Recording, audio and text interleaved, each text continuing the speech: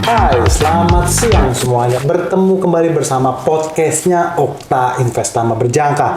Nah, kali ini tema yang akan kita bawakan itu akan betul-betul seru nih, rekan Okta traders sekalian. Karena seperti kita ketahui bahwa kalau kita bicara mengenai broker-broker di luar daripada undernya Bapepti, di luar daripada undernya OJK, di luar daripada undernya ICDX dan juga BI, nah itulah kerap kali bermasalah. Nah, kali ini kita akan kupas tuntas, nanti akan dibahas oleh narasumber kami, Pak Radityo dari Trading Clinic, yang merupakan narasumber mitra daripada Okta Investama Berjangka. Nah, tanpa menunggu waktu banyak-banyak lagi, kita akan langsung menuju ke Pak Radit. Pak Radit, bagaimana nih ceritanya mengenai broker yang di luar daripada izin Bapepti tersebut? Ya, pada prinsipnya kalau kita bicara tentang legalitas perusahaan ya, di luar dari legalitas yang bersumber dari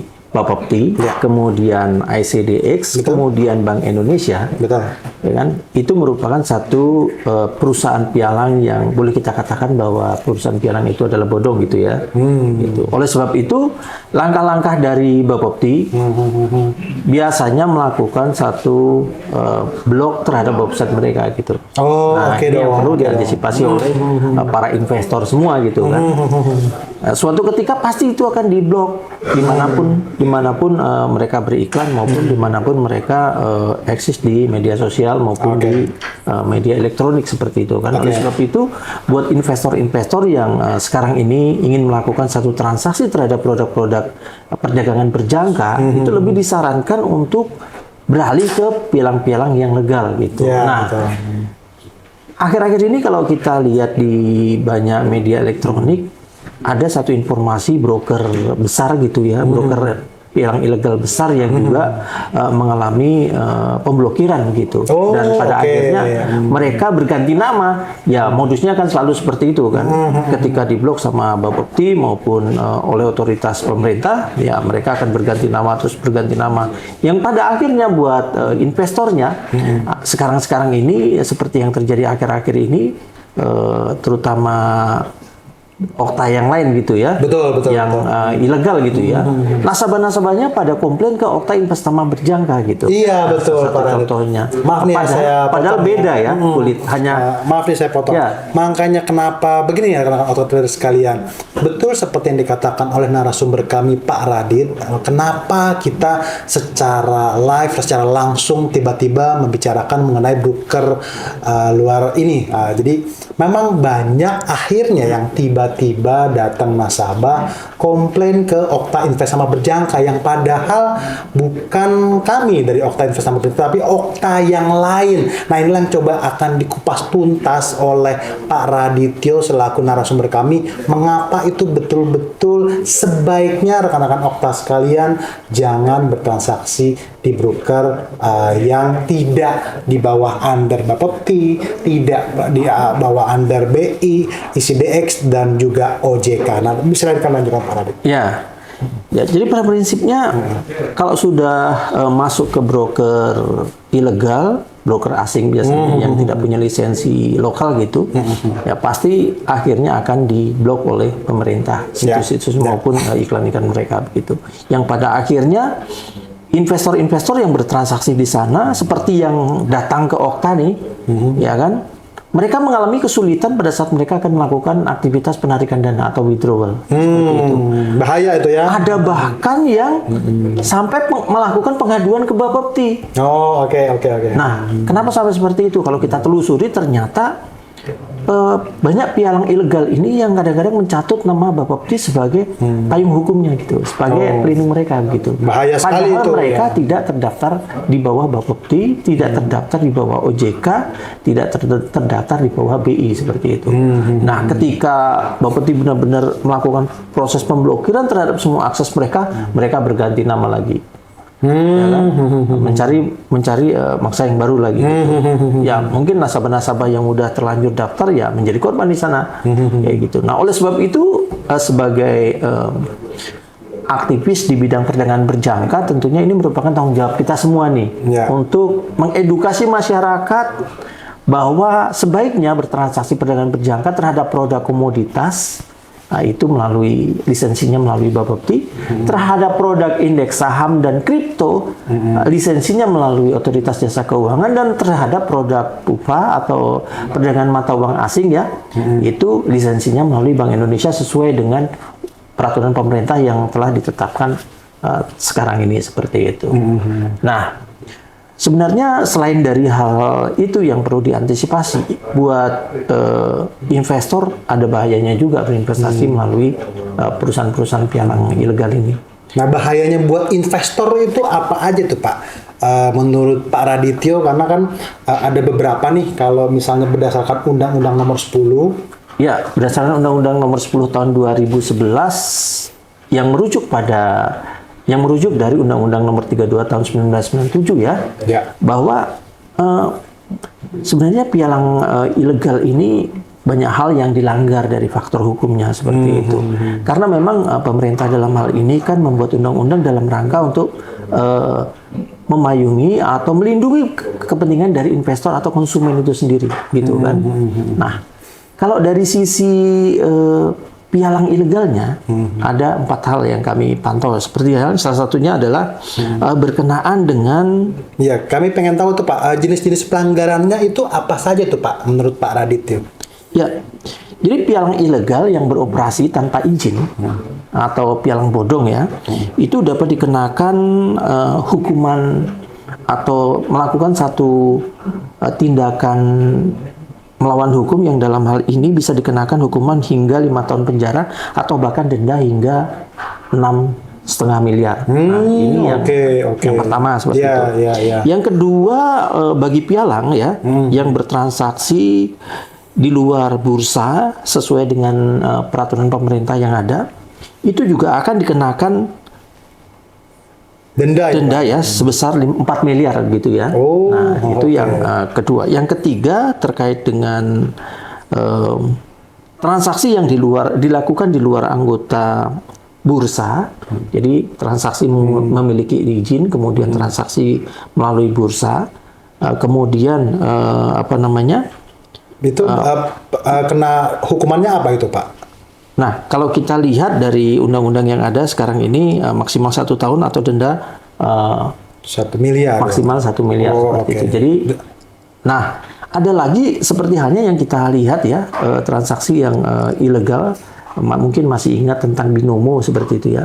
Binomo yang disinyalir melakukan manipulasi transaksi seperti itu bahkan bisa dikenakan pidana sampai 8 tahun penjara. 8 tahun mah banyak juga ya Pak ya.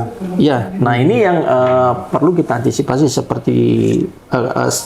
perlu kita antisipasi secara bersama seperti itu. Jadi hal-hal yang terkait dengan kenapa nasabah atau investor bertransaksi di pialang ilegal itu sangat berbahaya seperti itu. Nah, bukan hanya buat perusahaan pialang atau investornya saja ya. Maksud saya bukan hanya buat investor saja berbahaya, tapi juga buat SDM yang memasarkan produk ilegal ini tadi.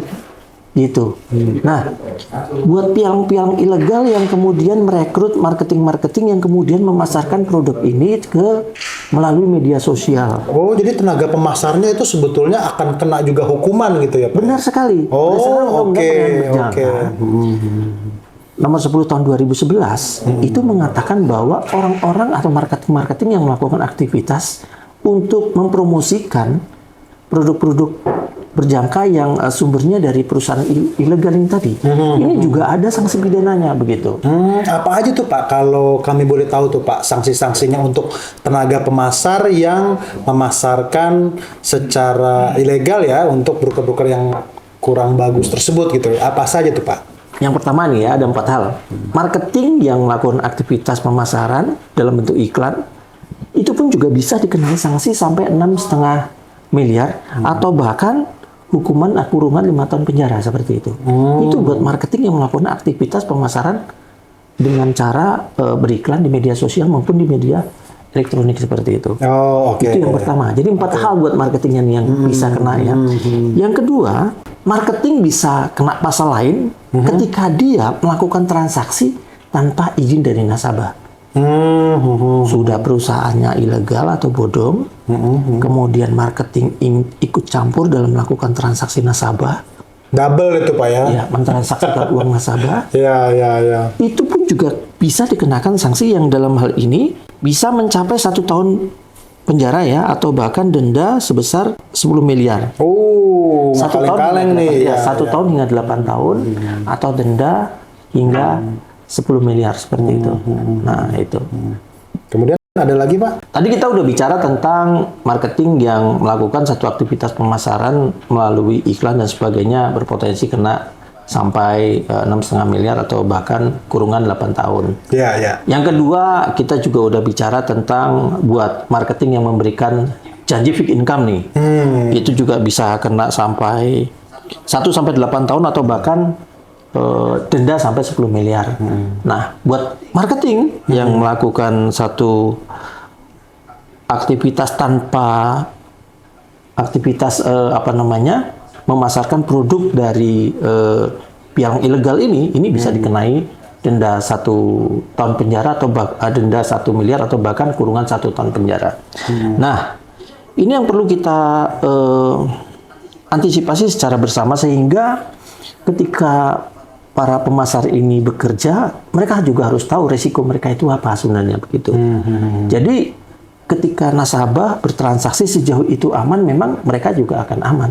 Tapi ketika nasabah yang mereka ajak bertransaksi di pialang ilegal, kemudian pialang ilegal tersebut tiba-tiba scam atau menghilang, dan kemudian nasabah mengalami kerugian, kendala pada saat penarikan dana dan kemudian melaporkannya, itu karena memang payung hukumnya tidak berlisensi Bapepti, OJK maupun BI, maka mereka bisa mengadukan secara langsung ke kepolisian seperti itu.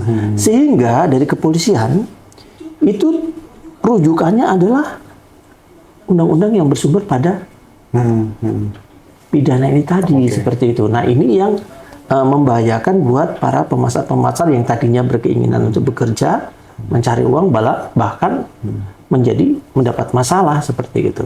Nah, oke, jadi begini, rekan-rekan Okta Trader sekalian, seperti kami akan sedikit mengulang dari apa yang sudah dibacakan oleh Pak Radityo selaku narasumber kami, bahwa memang kalau bicara sebagai investor, menempatkan dananya untuk bertransaksi di broker ilegal dan juga sebagai pemasar. Jadi bukan hanya sekedar investor sebenarnya, bagi pemasar-pemasar ini harus hati-hati nih sebetulnya. Dikarenakan juga sebetulnya ada payung hukumnya yang nanti akan menindaklanjuti untuk tidak boleh sembarangan untuk memasarkan produk daripada bursa derivatif itu sendiri. Dikarenakan betul-betul kami tekankan harus broker yang berlisensi di under Bapepti, di under OJK, di under Bank Indonesia, dan di bertransaksi di bursa. Iya, betul. Nah, jadi itu harus betul-betul berlisensi. Jadi ya sekali lagi kami tekankan akan bahaya juga bagi para pemasarnya, karena seperti yang sudah disampaikan Pak Radit barusan, itu ada 4 nih hukuman yang akan mungkin bisa menjadi tolok ukur daripada pemasar-pemasar yang memasarkan produknya menjerat mereka ya. Broker ilegal tersebut. Terus ada lagi Pak mungkin informasinya, resikonya mungkin untuk investor yang bertransaksi melalui pialang ilegal itu sebenarnya ada nggak Pak? Ya, sangat besar sekali karena memang terkait dengan kondisi yang tiba-tiba scam atau tiba-tiba mereka berganti nama, itu kehilangan uang yang mereka investasikan. Ya mungkin kalau investasinya nilainya kecil 1 juta, 5 juta ya mungkin nggak terlalu terasa ya. Tapi kalau investasinya saya perhatikan, saya pernah menjumpai beberapa investor yang bertransaksi di luar nilainya hingga ratusan juta atau bahkan miliaran gitu. Tiba-tiba uangnya hilang ya, itu adalah resiko terbesar mereka. Jadi hilangnya itu bukan dikarenakan loss di tradingnya, tetapi memang benar-benar akunnya itu tiba-tiba freeze atau hilang gitu ya Pak ya? Benar, ya. Ya tujuan dari pemerintah untuk menegakkan atau memberikan satu payung hukum buat masyarakat investor itu adalah sebenarnya adalah kepastian hukum dan kemudian pelindungan terhadap nasabah itu sendiri, sehingga ada mekanisme transaksi di bursa yang harus dijalani dan itu berlaku secara ketat seperti itu kan. Ada bursanya, kemudian ada lembaga clearingnya, semuanya itu bertujuan untuk melindungi kepentingan nasabah. Dan ketika nasabah bertransaksi di broker ilegal ya, di broker luar yang mereka kadang-kadang memang memberikan spread terlalu rendah atau bahkan komisi yang nggak masuk akal gitu kan, atau bahkan spread yang bahkan sangat kecil sekali, itu memang sangat menggiurkan. Namun di balik hal yang sangat menggiurkan ini ada risiko besar sebenarnya yang mereka mereka akan hadapi di kemudian hari. Selain dari pemblokiran dan keuangan hilang tadi ya, pemblokiran dari situsnya sehingga mereka bisa saja tiba-tiba berhenti beroperasi dan menghilang, itu potensi penipuan juga akan bisa muncul di sana dan pemerintah nggak bisa lakukan apa-apa di sana. Seperti itu. Nah, itu yang menjadi hal yang menjadi konsen kita semua yang sama-sama bergerak di industri berjangka, sehingga menjadi kewajiban kita secara bersama untuk memerangi itu. Sehingga masyarakat investor yang berkeinginan untuk melakukan transaksi perdagangan berjangka, terutama sekarang ini pada saat harga emas nih, yang udah sangat signifikan sekali kenaikan dan penurunannya, dan mereka tertarik untuk bertransaksi secara online trading, yang kemudian banyak terjaring dan bahkan tergiur masuk melalui pialang ilegal, itu bisa dihindari. Kayak gitu, Pak. Nah, Pak Radityo, ini sebenarnya ada nggak sih Pak itu ciri-ciri daripada pialang ilegal tersebut atau dalam tanda kutip bodong tersebut Pak? Jadi karena kan kadang-kadang kan kita kan suka nggak tahu nih mana yang pialang yang memang betul-betul resmi dari pemerintah Indonesia atau dari memang pialang yang ilegal. Apa sih Pak ciri-cirinya gitu? Nah, ciri-cirinya itu pada prinsipnya sebenarnya bisa dicek sih itu ya. Perizinan dari pialang ilegal itu bisa dicek. Biasanya yang legal itu terdaftar di Badan Pengawas Perdagangan Berjangka dan Komoditi. Nah, bisa dicek di bapepti.go.id. Nah, kalau nggak ada di situ ya itu artinya pialang ilegal seperti itu atau bodong seperti itu ya. Kami ulangi ya pemirsa ya, websitenya bapepti.go.id. P-nya 2. Bapepti P-nya 2 ya. Bapepti.go.id, P-nya 2. Ya. Jadi betul-betul kalau ingin bertransaksi di market derivatif, tolong diselidiki terlebih dahulu di website resminya Bapepti, P-nya 2, Bapepti BAPPEBTI.go.id. Terus ada lagi Pak? Sekali. Nah, yang kedua, mereka nggak ada perusahaan tersebut, nggak ada nama berjangkanya. Misalnya Okta Investama Berjangka gitu ya. Ya, betul. Nah, itu mereka nggak ada nama berjangkanya atau nama futuresnya, biasanya begitu. Bisa menggunakan, mereka biasanya menggunakan singkatan FX lah, atau misalnya yang lain seperti itu. Nah, itu yang paling khas sekali gitu. Jadi kalau pialang legal biasanya dia menggunakan berjangka atau futures seperti itu perusahaan. Jadi tandanya sebenarnya udah kelihatan dari belakangnya itu ya Pak Radit ya, berjangka atau futuresnya itu ya sebetulnya kalau secara cepat gitu ya. Benar sekali. Ya. Terus yang ada lagi Pak? Cirinya adalah biasanya mentransfer dananya itu juga ke perorangan. Waduh, itu yang gawat tuh Pak. Oke. Nah, beda nih mekanismenya dengan pada saat mereka berinvestasi melalui pialang yang resmi. Itu ke nama perusahaan dan itu pun juga ditempatkan ke rekening yang terpisah. Seperti itu. Tapi kalau misalnya pentransferannya ke perorangan, nah ini yang perlu tanda tanya gitu. Itu yang suatu ketika mereka bisa menghilang kapan waktu begitu. Oke. Kemudian ada lagi Pak? Nah, selain itu, yang perlu kita antisipasi bersama, biasanya pialang ilegal itu, terutama modus operandinya ya, untuk pemasar-pemasarnya itu berani memberikan satu janji-janji peak income yang besar seperti itu. Misalnya dalam 1 bulan mereka bisa kasih 20%, 50% seperti itu. Dengan janji peak income seperti itu. Nah, semua itu memang seperti yang saya jabarkan di awal tadi, ada resikonya. Berdasarkan perundang-undangan yang ada, semuanya ada sanksi pidananya. Gitu. Nah, itu yang perlu diantisipasi secara bersama. Nah, kemudian yang terakhir, transaksinya itu dari nasabah langsung ke perusahaan pialang ilegal tersebut. Kalau pialang resmi, mekanisme transaksinya, mereka bertransaksi melalui pialang, kemudian diotorisasi ke bursa, kemudian dari transaksi bursa ini baru kemudian semuanya terkontrol di lembaga clearing seperti itu kan.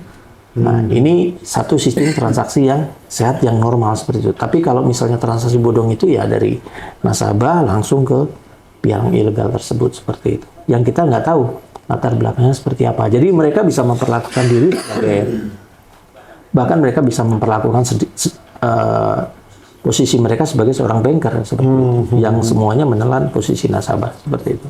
Nah, itu yang kita antisipasi secara bersama. Nah, ini bukan kasus pertama atau kedua atau ketiga. Dulu mulai kita melihat adanya Net 89 yang dulu beroperasi dengan modus yang sama, kemudian semua pelaku-pelakunya ditangkap, kemudian banyak nasabah yang terjerat di sana, banyak nasabah yang dirugikan di sana. Kemudian baru-baru ini nasabah-nasabah dari salah satu pialang yang lain juga yang namanya hampir sama dengan Okta ya. Betul. Namun tidak resmi, pada nyerbu ke Okta Investama Berjangka kalau saya perhatikan gitu kan.